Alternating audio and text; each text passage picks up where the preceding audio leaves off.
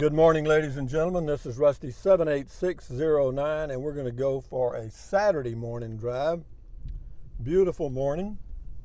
I mean, really nice, as you can see from the perfectly blue skies.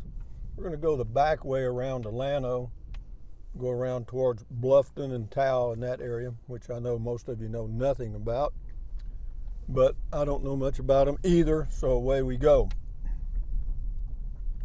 So we're in the transition period from, a lot of people go from sticks and bricks to RVs, and I'll show you how to go from RV to a semi sticks and bricks starting next week on the 15th. What will that transition include? Well, initially nothing. We'll be in the sun in just a second and then we'll be out of it. Let me get this thing going here to clean the wind off a little bit. But once I get moved into that little house, even though it's only about, 300 and something square feet, even that will be a significant change because it'll be several steps to the kitchen, a few steps to the bathroom, as opposed to basically one or two right now. And with a flush toilet, hang on, we go across some rough stuff here. Let me get across this. He put in some big rocks to keep the creek from washing out his road. I guess it's worked. The road's still there. But yeah, transitioning from an RV back to a home. I left living in homes, basically, or living in houses that I built in 1987. And I did live in an apartment for a couple of times for maybe, 6 months total. We'll get out of this sun right now. Hang on, guys. Here we go. Yeah, we're speeding out here in old Sparky, 98 horsepower. But I've been in homes. My sisters both have homes, nice big old good ones.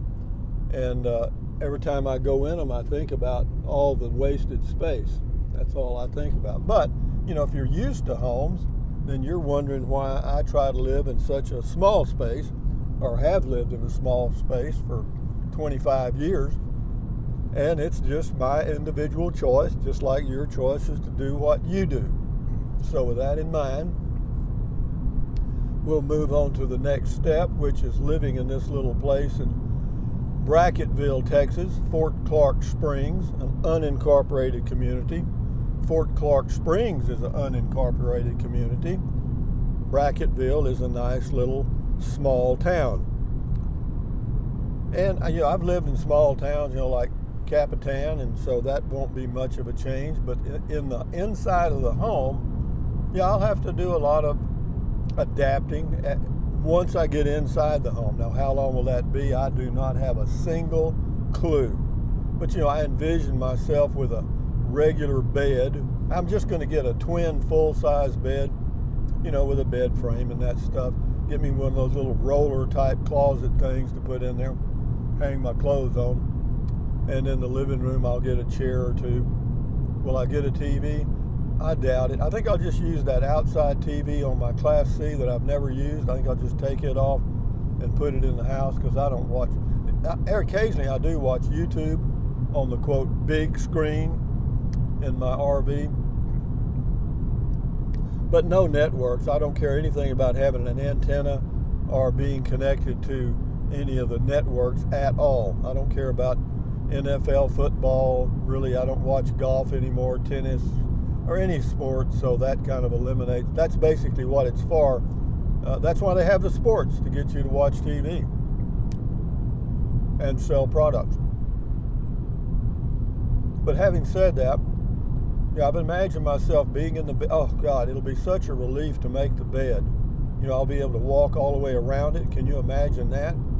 Jeez, I haven't done that in so many years. I'll have to read a book about it. A flush toilet. No more bags. And no more pee jug. I might keep that pee jug in the bedroom so I don't have to walk so far at night if I got to get up and pee. Probably do that. That'd be convenient.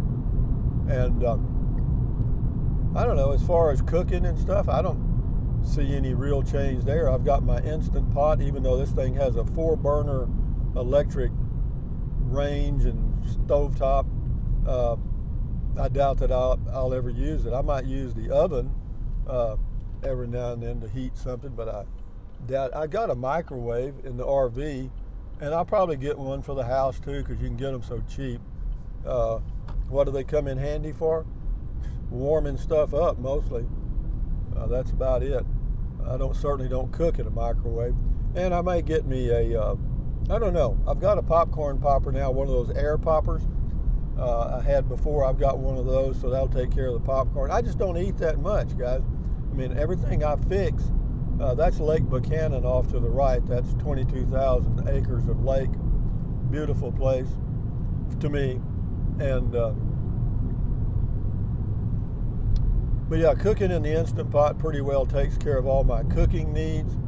As to refrigerator, it's got a big refrigerator, no doubt about that. Do I need it? Not really, but you know, it's there, you know, so I guess I'll use it if it works.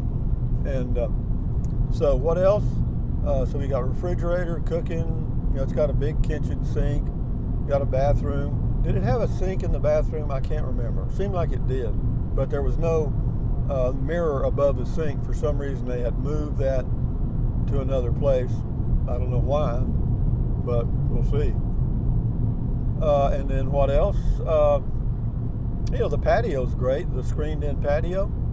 At some point I may need to replace that screen wire. I noticed it's not torn and there's no holes in it, but it's pretty old.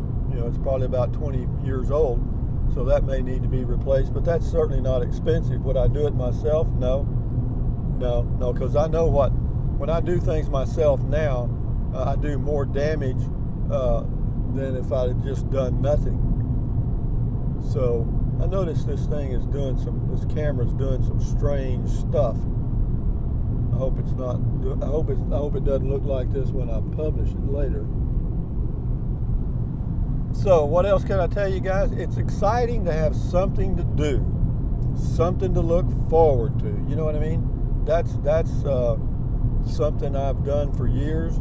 A lot of people think, well, I'll be there a few months and I'll sell it. Well, if I do, it's my business. I mean, I don't plan to. That's certainly not the plan right now. The plan right now is to live in that place as I get older, and Fort Clark Springs looks like a nice place to kind of, quote, chill out. So we'll see how that all goes. But this is Highway 261. It goes the back way over to Llano, Texas. You can avoid Highway 29 traffic.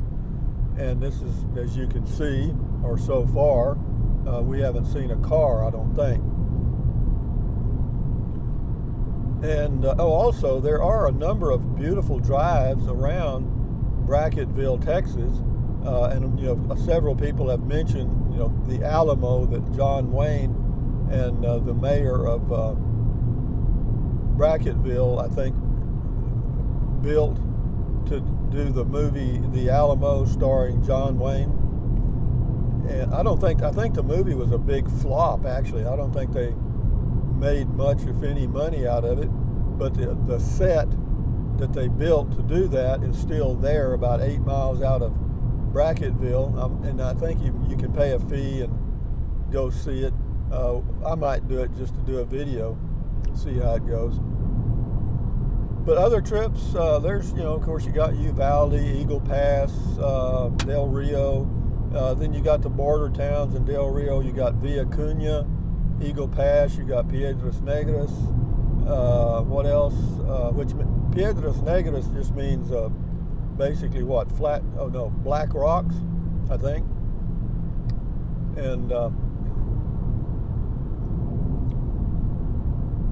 will I go across the border? I don't know. Maybe in the future. I'm not planning to right now, because I don't know if do I need to go? No. Do I want to tempt fate? No. So, yeah, it'll just be a total change of environment. Well, not really so much. I mean, it's still the Texas Hill Country. You still got oak trees, some cedar, mesquite, more mesquite trees down there, I think, than here, because you're a little farther west and south. As far as the climate, about the same. Maybe a little warmer in the winter, and probably a little warmer in the summer too, actually.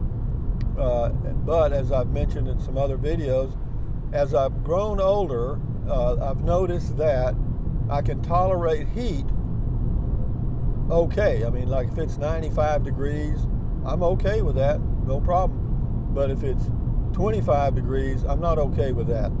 No, I don't like cold at all anymore. So that may just fit right in. And there'll be a lot of things to do. You know, once I get there, I'll start making a list of things that need to be done and kind of prioritizing them.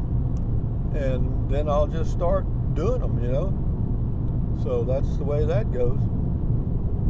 That guy picked a hell of a, he's under his truck. Something must have broke. But that's not a good, he should have, never mind. He does himself, I do me. So, what else can I say? Guys, you know, transitioning from a home to an RV has got to be difficult because you got all that stuff that you ain't got any place to put it. So you end up putting it in storage buildings, and then over a period of years, you end up getting rid of the storage building because you got rid of all your stuff that you never needed or used anyway. Then going back the other direction from an RV to a sticks and bricks, or sort of for me, since I have a full hookup with a cover there at the home base in Bracketville. Then you go back to acquiring more stuff. I mean, you know, I'll have to get a bed and, you know, some chairs. And, but other than that, that's really about it. I don't see me needing much as far as putting stuff on the walls. Nothing. I'll put my artwork that I've made from my hobby. I'll stick that on the wall with some thumbtacks, maybe. And that's about it, guys. Be pretty simple transition for me to go back to a home, sort of. And what do I think it'll cost to transition back to the sticks and bricks from the RV? Well, you know, you're talking about a bed, you know, with a decent mattress and a bed stand. I don't know about a headboard. I don't know if I need that or not. What else? A washer and dryer for just pure convenience, nothing else. As far as any patio furniture and stuff, you know, I'll try to get something decent that's comfortable that I will enjoy using out on the patio, and I can take a nap or whatever on the patio if I choose to and the weather's nice, or if I want to sit out and read a book that I'll be comfortable enough to enjoy reading the book. I'll come up with something for that. But the total cost of all of those things, you know, you're looking at maybe $2,000 for the whole thing, $2,500 maybe. And then if there's work that needs to be done on the home, you know, like flooring stuff, siding, roofing, all of that, that'll just be on top of that initial $2,500 to get going, you know what I mean?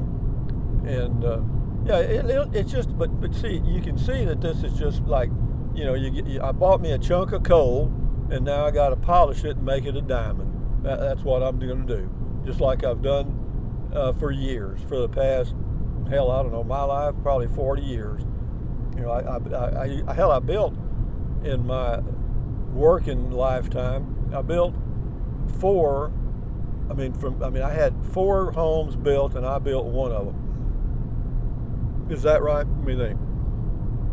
I had 2 in San Antonio, Texas, and then I had 2 in Victoria, Texas. So that's 4 and homes that I built or had built from scratch. I built one of them, and boy, don't ever be your own contractor, particularly today, because the contractors can't even find helpers.